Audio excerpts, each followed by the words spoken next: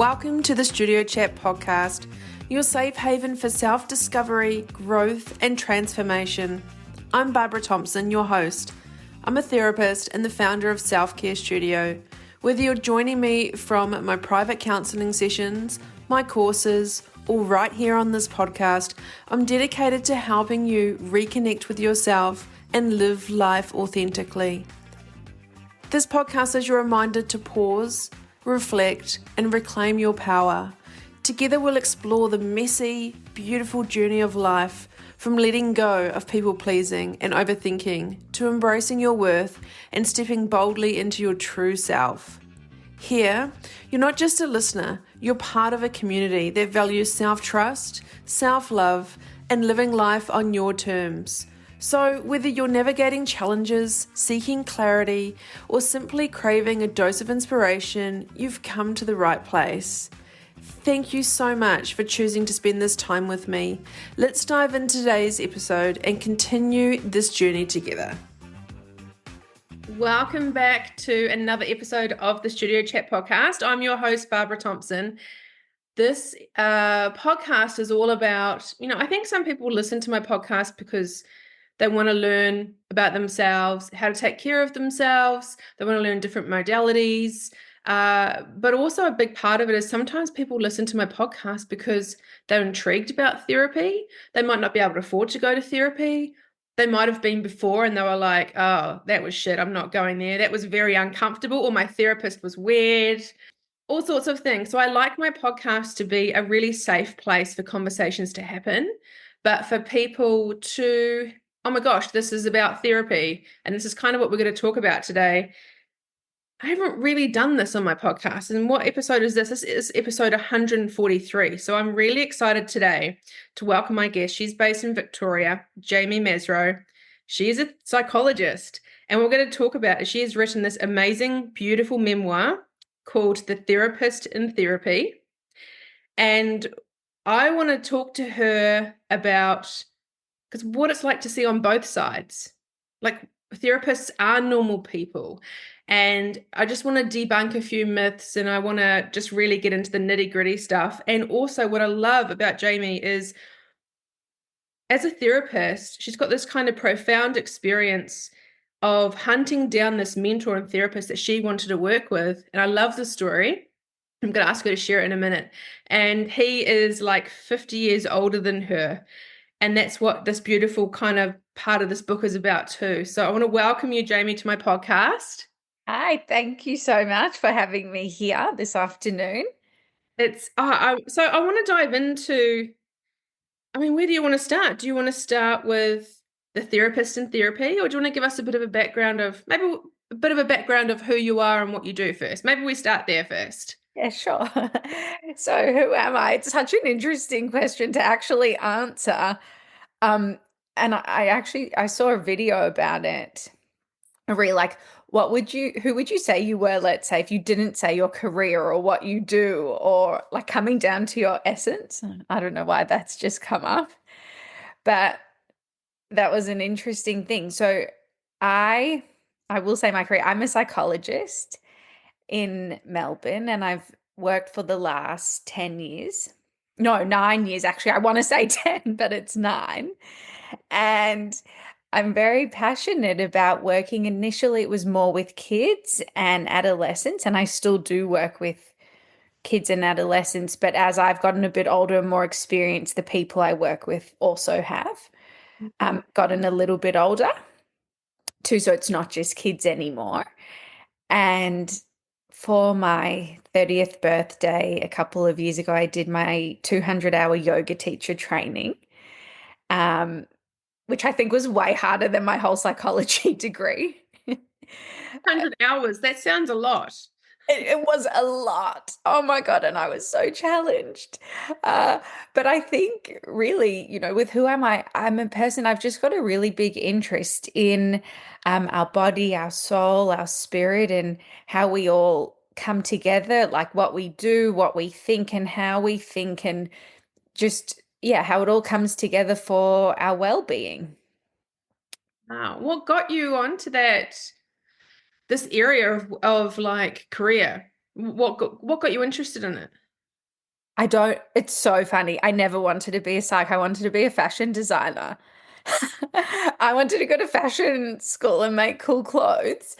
And I just started an arts degree and through I never got into fashion school. So I started an arts degree and did some criminology subjects and some psychology subjects. And then I just loved the psych subjects quite immediately and decided I was going to be a psychologist. But it Mm. wasn't like this big dream I had or anything. It just sort of, the way it found me, I think. Yeah, and it's and then so you have your book's only been published recently, hasn't it? Yeah, yeah. Just like 2 months ago. So I need to add into that. You're an author. I guess that, and that's the thing. See, I said I'm a psych, I'm a yoga. I've done my, no, I actually don't teach yoga, but I've done the training. Yeah, I'm an author now too. So, and that's a really exciting one. That was something I was working on for a very long time. That I almost never thought would happen. Getting published is hard, and now it's come out. I can hold my book. Yeah, that must be a surreal moment. It's um yeah, so the therapist in therapy, it kind of the title says it all. That's me. Yeah, that's me, the therapist in therapy. We actually had a discussion about potentially changing the title of the book, but it was always going to be The Therapist in Therapy. I was pretty set on that. The title itself wants it makes you want to read it. You actually want to know, oh my Reckon? God, why? What's it like? Why is she there? What type of therapist is she? Like it actually is a really good hook into not knowing anything about you and being and obviously the cover of the book is bright yellow. So it's like it's such a beautiful book, but it catches your eye. You're very clever in what you've done with that. Thank you. I'll tell you, that comes into my fashion school dreams. Like what I was set on was I wanted, because I would say it's a book filled with wisdom. It's quite deep. It's my story through my therapy sessions, and my therapist, who you said is a lot older, shares his wisdom. So it's a really deep book, but I didn't want it to look like a boring psych book. I wanted it to look like a cool, like fashion, like coffee table book. And It definitely that's looks like that. Yeah. Now I'm getting to know you. That makes sense. Why? that's what yeah, Yeah. I wanted it to be like cool, like not boring, but I'll tell you, this is a bit funny. I haven't said this to anyone when I showed it to Moshe, my psych, who is 86. Um, he's like, I would have never picked a yellow cover with pink writing for a book. And you're like, that's good because it's my book. I love that. That's What was it. the first, before we go into how you met him and Mm. how this book is eventuated, like, what was his reaction when you passed the book to him? He, I think he just had such a, it was a moment I can picture it. He was quiet. He couldn't believe it, and he was just looking through it. Because this is also part of the book that you might not know. He hasn't read it. He has no idea. Yeah, yeah. It's surprising. He has no idea what's in it. So Has when he I read it now or not yet still? As of this conversation right now, has he read it yet? no, he has not. I don't think he ever will. But And he features in it. yeah, he's like the main character after me. He's like the main character, and I share heaps of, two of the chapters I've literally just recorded our therapy sessions and written them up, and that's two of the chapters in the book. And I've used a lot of his stuff and he didn't read. Yeah. And that's also a storyline in it. Wow. Okay. He's not, man, he must be a pretty laid back guy. Like he must be just I can already see what type of therapist he is. So had you when you were studying psych and Yeah. then you've been a psychologist, had you been to therapy yourself beforehand at No, all? no, no, Oh, okay. not really. Um, like my mum took me once when I was a kid to like one session. And then I think I had two sessions with someone. So I guess the answer is yes, but not long term. It was like two sessions, like stress management when I was doing uni or something. Okay. That was it. I had never. Okay. And so, Yeah. And I'm the reverse. I went through therapy for a couple of years myself and then ended up working in a clinic, managing the clinic. And then everyone kept coming up to me at the reception. Oh, can we come and see you? And I was like, I have a marketing background, so I wasn't interested. I can't believe I'm a counselor, but I can't believe that I'm doing what I do because people keep coming up, can we come and talk to you? And I'd be like, no, like, I'm not qualified, but and then it just got to the point where it felt, in my view, everyone was asking. So I was like, maybe there's something in this. And because Yeah. then I had been to therapy, I had good and very not so good experiences. So I was like, maybe this is a thing. And here I am today working full time in my private practice. So it's interesting how people, we find what we want to do, and your way, it just kind of came in front of you. Yeah. So what was it like? Okay, so when you've been a psychologist for, let's say, almost 10 years. What was the point where you were like, oh, maybe I want to have a chat with someone? Yeah, so that was when I was like 27 and I'd been on like the best holiday with my best friend. We went to LA and New York and we just had a ball. And it's funny that it came up, but really it was so much fun. There were no problems on the holiday, but flying home, I was on a flight on my own, I think from New York back to LA, and I got really, really annoyed with my dad. Like we hadn't had a fight. He hadn't really done anything to actually annoy me, but all this anger came up from about, I don't know, like 14 years before when my parents had split up. And it just came to me. And I couldn't really not do anything with, like I couldn't push it back down. It was so there. And I got home from like this amazing trip. I remember speaking to my mum and being like, I'm annoyed by this, this, this. It didn't really make sense. Like the trip had been amazing. And then I had all this stuff that came up. And it was sort of this, there was like a week where I was like, okay, it's time for me to see someone. I'd been working as a psychologist then for about I think 2 or 3 years. And yeah, that's how it came up. Yeah, thank you for sharing that because a lot of people, it's very common, will push, whether we are aware of something or we're not aware of something, we live our life on a day-to-day basis, and anything that kind of comes up in the time, we don't have time for it.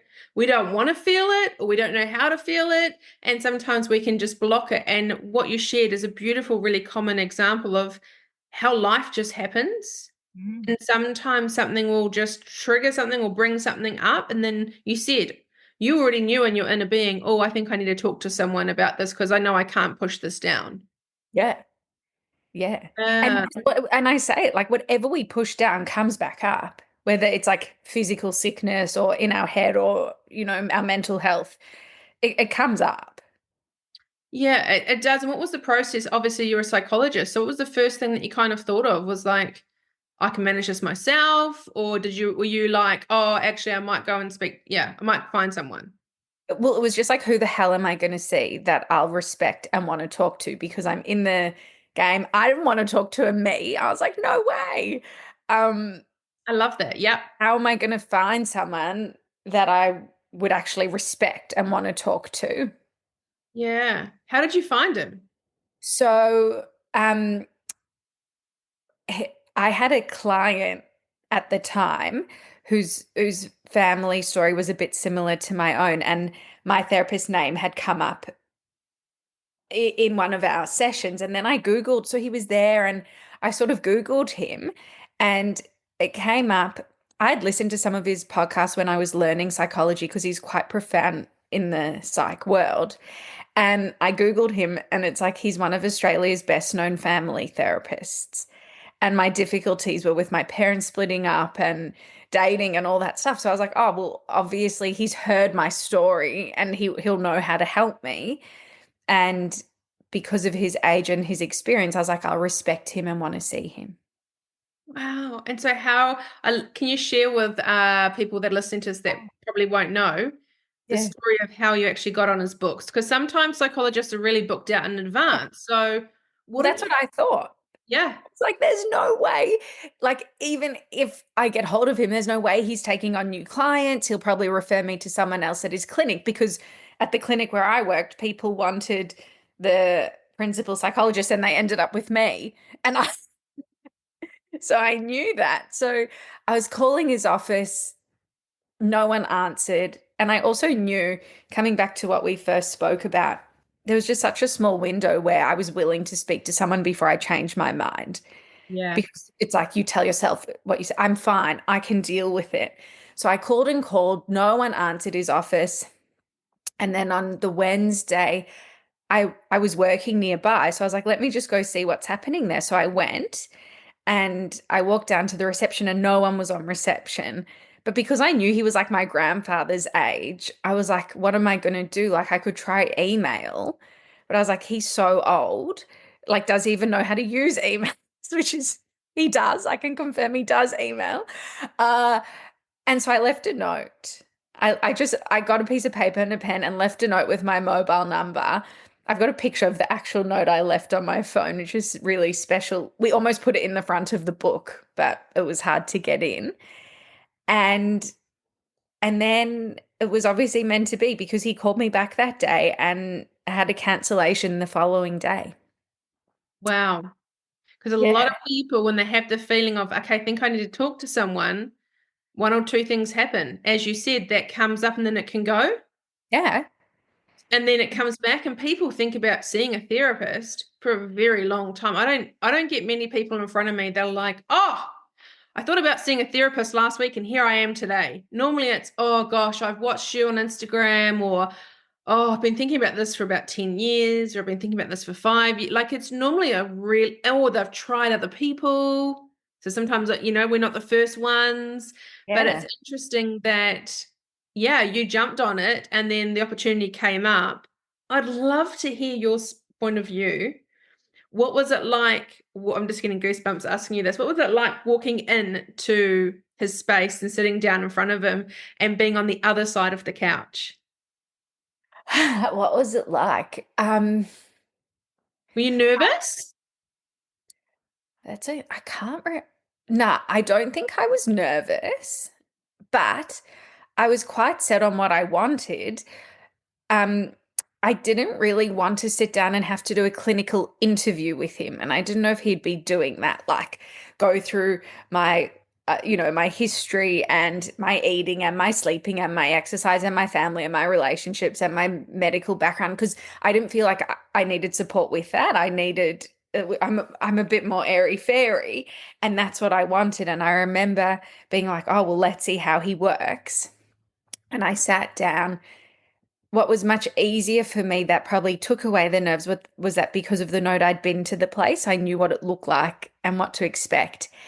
And when I sat down with him and he goes, so Jamie, what brings you here today? I was so relieved. I was like, oh, sweet, we can go. And I just liked it from the start. Like I felt very comfortable. Yeah. What was it? So was it his age and obviously his experience and the fact that you could respect him would have helped? Did you have at any point wanting to share some of the stuff when you get into therapy and you really get into the nuts and bolts and the really stuff that you may share with him that you don't share with anyone else because you respected him so much and because he's high up in the psych world? Did you have any fear of, oh, he will might judge me or he might not think I'm very good? Like a good person? Was there any fear of like being really honest and worrying about what he'd think of you?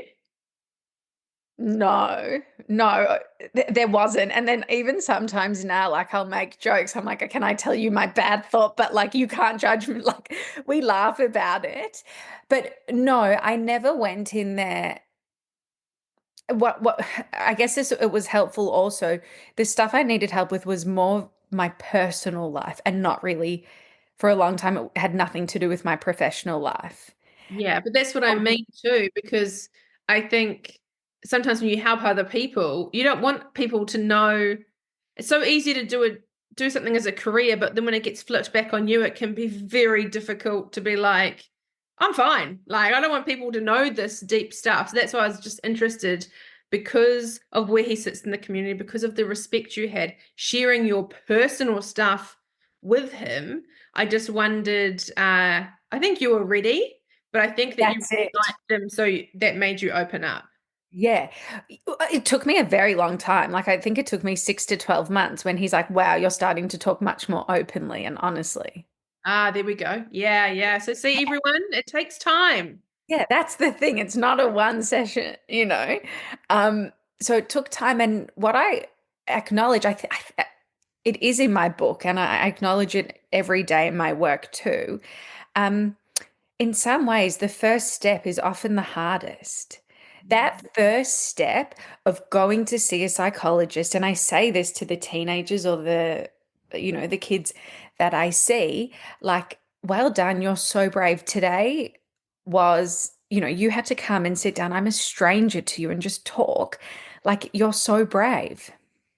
Yeah. Sometimes that's the hardest. And then once you've gotten over so for me, it was that coming back from the trip, finding a psych, the note, going and sitting there. That, once I was there, it was fine. And you really bring up a really valid point. It's like you drive there and you turn up and is there parking or there's no parking, and then you get in, and sometimes places have waiting rooms. You see other people, you get to know anyone there, and then you sit there and you go in, and it's very even when I was on the other side, yeah, one thing that I hear a lot, and I always share with my client and say, I don't ever want you to worry about that. That's my job to worry about it. When people say, oh, I was driving here and I was worried I didn't know what to talk about today. Oh, I was driving here and I was worried that I wouldn't have anything to say. And they always laugh because they're like, oh, we always talk, Barbara. I'm like, yeah, but I feel like as much as we're talking about celebrating, if you take a step into a therapist, psychologist clinic, know that that is the hardest step. It sounds so cheesy. Oh, it's the hardest step, putting your hand up, asking for help. It's the hardest step to Mm. have that first appointment, but it really isn't. It does get easier, but it's the other things too, as people are thinking of all the new things. Oh, where am I going to start? Yeah. But how do I know what to say? How am I going to fill the hour? So many people look at that time and go, "Oh, I can't talk for that long." And then I look at the time like they're like, "Oh, it goes so quick." That's it. The next second, the hour's over. Yeah, so it's kind of, but that if you're listening to this and you might have been to therapy before or you haven't been to therapy before, I think it's really important to know that that first time is normal to feel a little bit, normally the night before too, or the Yeah. morning of. My clients always say, oh yeah, I was thinking, oh, I don't need this anymore. Because at the time you book the appointment is sometimes the crisis, sometimes is that window where you go, oh yeah, I'm going to do the brave thing. I'm going to do the uncomfortable thing. I'm going to book the appointment. And then sometimes the appointment might be for a week or 2 weeks later. And then the night before, you're like, Oh, no, it's fine. I don't know. Yeah, I don't need it anymore. What was I thinking? I'm fine. Yeah, totally. That's normal, guys. But that's the kicker for us because you got to keep pushing through. And that's when you say walking in the door is the hardest thing. It's because you're often battling in your mind. I'm okay. No, I'm not okay. Oh, yeah, I can handle this myself. Yeah, exactly. Finding that balance. Yeah. So once you got comfortable, like, I don't know, is there anything that you want to share? I haven't read your book yet, so I am going to read it. But um, is there anything about the book that you want to share with us today? About this relationship that you've got with your therapist, about what you learned or how it helped you? What could you share with us? Wow. Um, well, what I'll share is that, yeah, there's a published book now, and oh my God, it's something I'm so excited about. But and this is a bit of a storyline within the book, but I never wrote this book to be published. It was almost, in a way, a therapeutic tool where Moshe said to me, why don't you write your story in therapy with me? And he said most psychs write about how they help people, not how about they get help themselves. And it's become fast forward 3 and a bit years, and here we are with a book. But for me, the process of writing was so, so helpful and therapeutic within itself. And I think if I had known that I was writing it at the time, I, I would have definitely been more closed off with it and worried way more about what I was writing about because it's pretty vulnerable. It's quite raw and real. And but I think part of that is because I didn't know it was ever going to be. I hoped it would, but I wasn't writing it to be published at the time. I wrote it in 6 weeks. Like it was the writing, it just obviously had to come out of me. Mm. And and then it came up, like I got pretty nervous just before it was coming out, like, oh my God, am I doing the right thing? What are people uh, what are people going to think? Probably worrying a bit about my clients. Is it too much? Have I shared too much? But I think the reason why I'm comfortable and was willing to do it is because, like, therapists are just psychologists or therapists, whatever. It's the same thing. We're just people too. And even though I'm sitting on the other side of the couch with clients most days, it doesn't mean I don't have my stuff. And that's why I was happy for Mm. it to come out and to share it. You know, more people want to work with you if you're more human. That's what I find. That yes, there's a place for we're in different lines of work. Obviously, you are a psychologist, so that's more clinical. But there are times where clinical parts of the therapy session is needed, and there's other times that it's not. But I really like that you are showing yourself as the real, authentic person, which more people want to work with you. Once people know your story, they're like, because in therapy, when you're the therapist, it's obviously very one-sided, and it has to be that. And, only now I think some therapists, when they have their supervision, some supervisors say a little bit of self-disclosure is okay. Where before it Yeah, was just like you can in your room, you can't even show any personality. You can't have that's any yeah. photos, you can't have any colors you like, no crystals, no nothing. So when your client walks in, they don't know anything about you. Yeah. Yeah, and that's probably shifted a little bit. And there's two sides of it. I think there's a lot of research coming out with self-disclosure, obviously some positive and some negative. It's it's an interesting one, but I went with my gut and I was like, I'm I don't have my, clients coming in or people coming in. I'm just talking about my book too much, or like that time is not about me. But at Yeah. the same time, yeah, we're all people. I'm no better just because I'm a psych or sitting on that side. And I have my feelings, I have my problems. So that's why. Yeah, but that's such a beautiful thing because you're human. And Yeah. especially in that role, people think that there's always a power imbalance.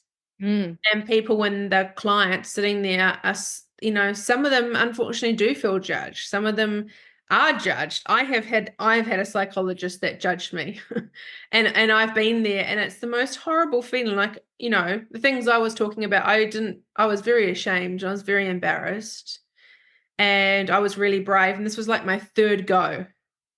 Okay, I'm Yeah. going to try this again. This person knew, and still almost to the point of, you imagine an older lady that had glasses on the end of her nose, and she was looking over at me, and like she was dressed in which I love women that dress beautifully, but she was like a mid 60s, late 60s, I think, and looked like that she could have been on the cover of a Vogue magazine. Like, was sitting there in all flowy heels and, very like, yeah, and then just looked over me with her glasses. And that just, I'll never forget that feeling of how that made me feel. And how you can still remember all those details. That's what, yeah. So sometimes people knowing a bit about you and knowing that you're human goes such a long, this book might be the reason why someone comes to therapy because of you, or your book might be the reason why it saves a life, or your book might be the reason why someone seeks you out, just like you did with your therapist. And Wow. you're going Well, to be that these person. are lots of compliments I've never thought about. You're There being you go. I'm just a fresh set of eyes. But well, that's yeah. exactly what will happen. Well, I think also, and this is something I've acknowledged towards the end of the book and in some talks that I've given, is what I try show through the book also is that facing like your deepest, darkest problems, yes, it's annoying, it's confronting, it's hard, it doesn't feel good, but it can be so worthwhile. And it can be fun at the same time. And like, because that's where I've gone with my book, just through everything, trying to show people that it definitely is much less stigma about therapy and mental health and getting seeking support. But I've tried to show, like, you can say that, but I've shown that a bit through my story, I hope. That's what I try. Mm, yeah. But I know that book will save someone. I know that book, you'll be a mentor to someone just like your therapist was to you. That just goes without saying. What's something that you would like people to know more about therapy? What's something that you hear new clients saying to you or in the 19 years you've been working in this space? What's something that you're like, guys, I want you to know therapy is Therapy, it's a process that takes time, and there's no quick fix most of the time. yeah, actually. Like, Yeah, yeah. I don't know. Maybe I've just had a few things, lately where it's like, oh, this needs to be fixed, results, whatever, whatever. It's not really how it works. Hopefully you're moving in the right direction and working towards, you know, Yeah, I think mine was about over 2 years. And I was going weekly and I was doing I was a bit nerdy. I was doing I didn't but this is before I was a therapist, right? So I liked the homework. I actually asked for homework. I really went in. mm, Like that was my personality at the time. I was like, I can't keep living like this anymore. Let's go. Like let's this is and every time I remember saying to my therapist once, literally I sat on the couch across from her and said, hey, and she's like, yeah, I said, when do I get my gold star? And she's like, what do you mean? I was like, I know I'm doing good. I know I'm improving, but when do I get to that point where I'm like, ta-da, or like, woo, like, and she said, and she laughed, like almost pissed her pants, I would say. Like she laughed so hard. She was, I'm sorry, I don't mean to laugh like that. I'm not laughing at you. And I was like, I think you are. And she was, I mean, I was laughing with her. And then she's like, this never stops. yeah. And I looked at her and said, piss off. And she goes, no.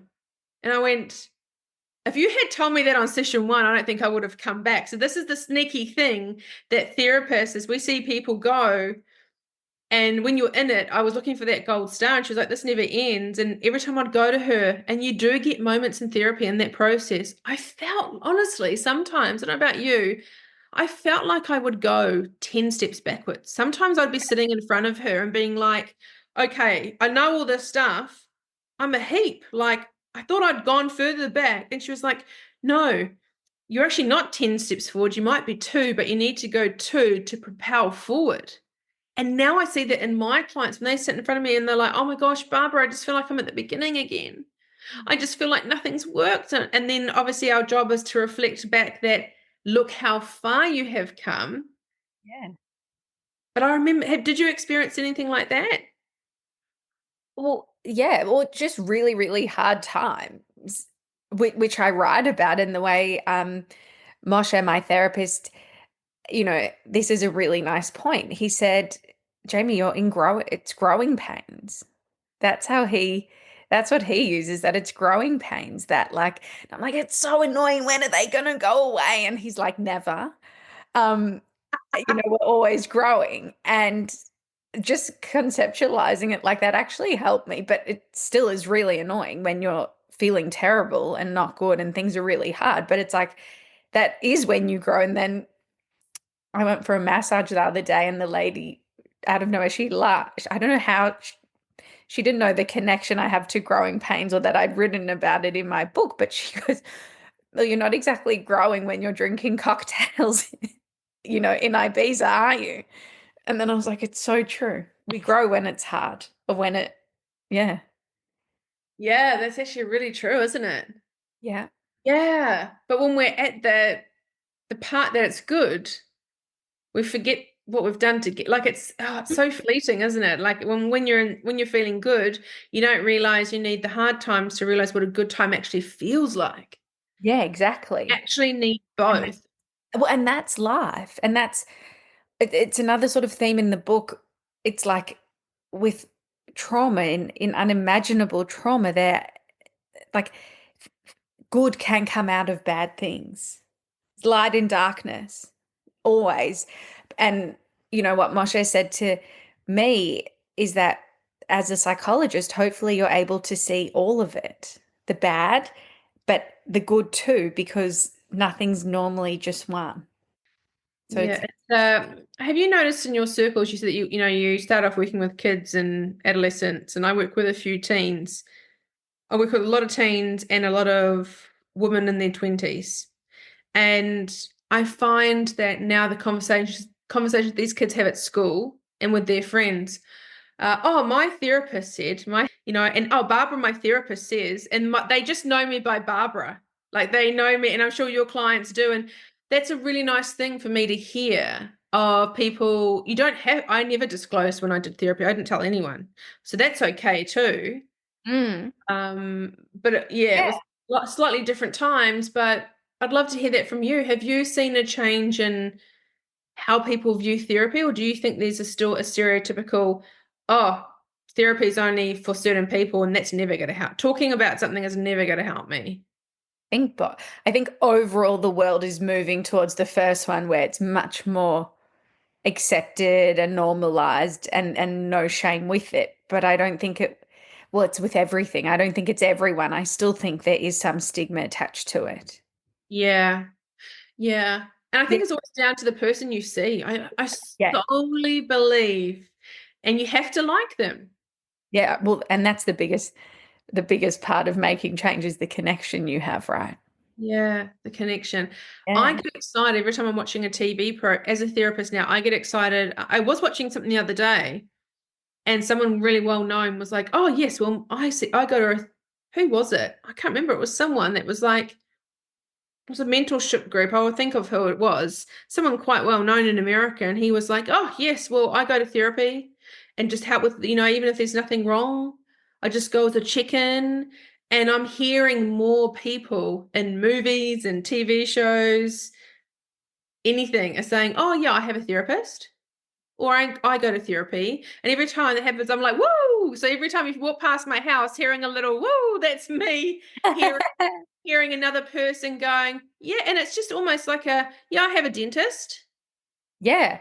Well, that's it.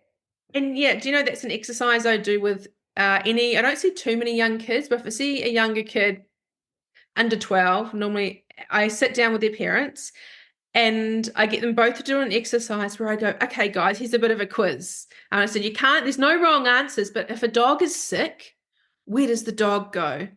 And they're like, the vet. And I'm like, if your toilet gets blocked, what happens? And one kid goes, yeah, hey, mum, dad blocks the toilet all the time. And she goes, that's not what Barbara's asking you.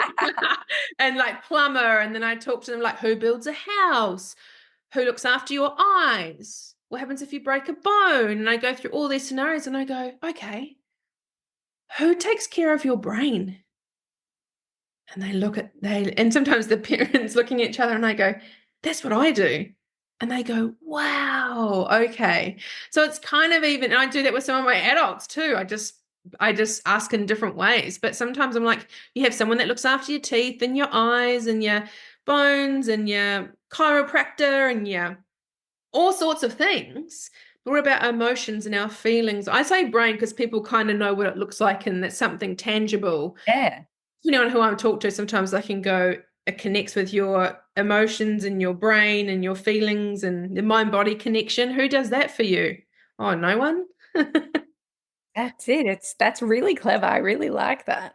Yeah. So it's something that I just picked up. Like, I don't know, I just did it one day because I could tell I couldn't get this little girl across the line. She was kind of like, how can you help? I just saw it written all over here. She's like, how can you help me? Yeah.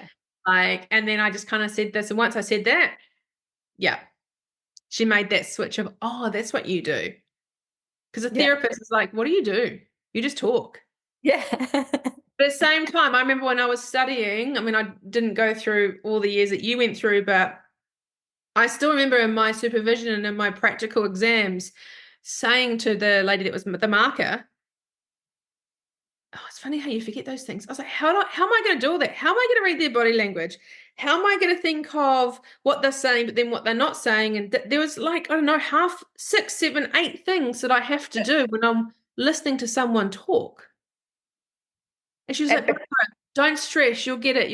And then obviously in the markings when I was doing the prac, you had to do everything in order, and if you missed anything out, you'd fail. So you had to get everything in order of the rapport and Oh everything. my.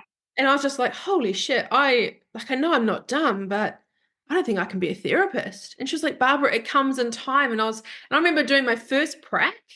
It's maybe an hour and a half. And I remember one Friday night lying on the couch, just that one time going, and I'm supposed to see people, more than one person during the day. Yeah, yeah, yeah.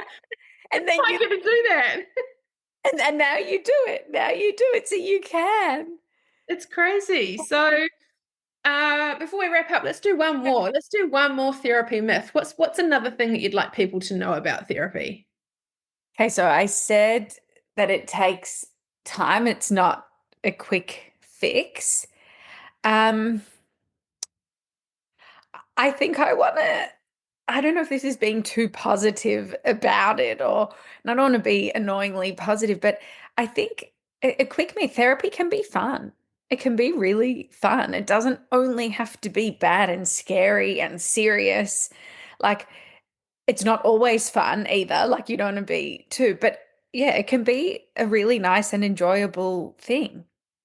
Yeah, Yeah. yeah, yeah. What would one of your therapy myths be? Oh, I think it's the I don't feel like coming. Like, on the days that people don't want to come, or you don't feel like coming are the best therapy sessions, Yeah. are the best ones. Also not them, again, the things that I kind of give them a heads up in the first session. Never worry about what you have to say. That's what you pay me for. That's what I do. You just sit in the chair in front of me and I'll do everything else. And they go, and I just see them go, oh, you know, but it's just it's about you have to like I think the main thing is from my experience is you have to pick someone you're not gonna you're not friends. That's one thing I want to say, but Yeah. someone that you like and you Yeah. kind of look forward to seeing. Of course. If you don't have that, please keep going till you find your person, and it's okay. It's okay to go to a good therapist. We'll have one session with you. We don't expect you're going to book again unless, I mean, we'll read you. A good therapist will read you straight away, whether A, we can help you, but B, if you kind of enjoyed it. But it's up to you. A good therapist will be like, hey, I've got some if I'm not a good fit for you, our egos have to step out the way because it's not about that. It's about, Exactly. oh, hey, I've got, you've got therapy friends, I've got therapy friends. Like, hey, no worries. I've got a line of people like, and where do you live? What do you like? Mm. Here's some numbers. And that's the other thing I want to mention. Therapists by referral tend to be the best. Yeah.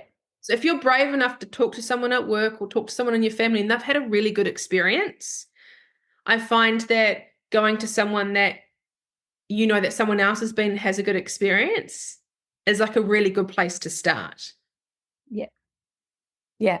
But I Yeah. love your fun one because people do think, and I joke with people sometimes. They're like, "Oh, this is not what I thought it would be," and I'm like, "Oh, I can sit here and go, how do you feel?" Yeah. And they laugh and they go, "Don't be stupid." I'm like, "Oh, and do you want to lie down on the couch? You can lie down on the couch if you Yeah. want." Yeah, that's it. So people just laugh, but I think the scary thing is just the not knowing what it's going to be like. Yeah. How am I going to fill the time? And I don't really want to talk about the stuff because it's going to make it real. Mm. I don't even share the stuff, you can sit there think the stuff, I know my marriage might not be good, or I know that I don't have a healthy relationship with myself, or I know I self-sabotage, or I know I just keep repeating the same thing, but I really don't want to face why I'm doing it because I'm just too scared that's going to swallow me whole and I'm never going to be able to get out of that again. And to Yeah. know that your therapist will be there with you and you're not alone. Yeah. That's it. You're not. Yeah. You're not alone. So where can people find you? Also, are you still, your book's still open if someone's listening to this and they want to come and see you? Can they see you? That's so nice. I'm a little bit full at the moment. Okay. Um, and I'm about to go overseas for a little bit. So not at the moment, in terms of that, but I've got a website, which is jamiemaserow.com, Mhm. and on Insta, which is the therapist in therapy with dots in between.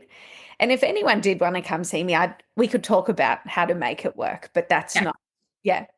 Yeah, I know that wasn't the main thing for today, Yeah. but I actually Yeah. just, I'm sure someone might be listening to this thinking, I really like her. Like, we've just had that conversation and they've been on your website and they might pick up your book and resonate with your story and just be Yeah. like, I'd so I love want to ask that question because sometimes obviously sites are really booked out in advance. So don't be afraid to send, Jamie a DM or just ask her some question. You know what I mean? They can just send you a message or an email or something.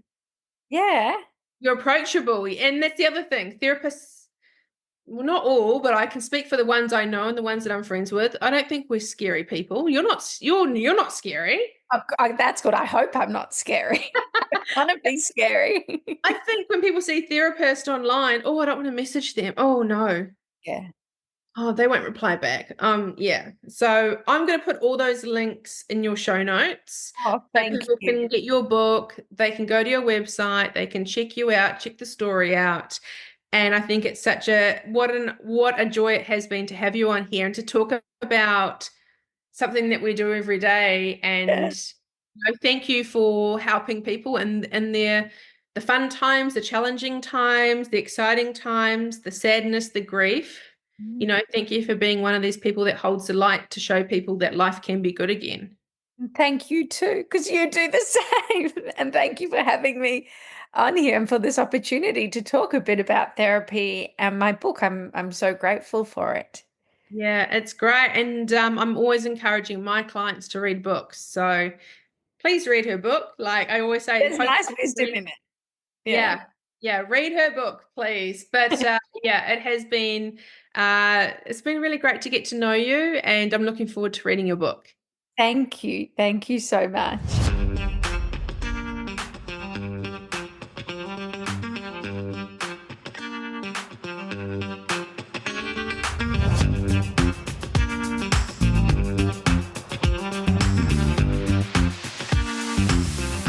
Thank you so much for tuning into today's episode. I hope this conversation has added value to your self-care journey and inspired positive changes in your life. If you enjoyed this episode, consider sharing it with a friend who might benefit from this episode. Don't forget to subscribe on Spotify or on your favourite podcast platform to stay up to date on future episodes. Your support means the world to me. I genuinely love hearing from you, so please take a moment to leave a review. Let me know which part of today's episode resonated with you the most. Your feedback guides the direction of this podcast, and I really appreciate each and every single one of you for being a part of this community. To fall in love with yourself is the first secret to happiness. To find out a bit more about the Studio Chat podcast, head over to my Instagram page, Studio Chat Podcast, or if you want to find out a bit more about my counselling private practice, head over to Instagram on self_care_studio. I'm really looking forward to seeing you on the next episode. Until next time, take care of yourselves and keep embracing the journey of self-discovery.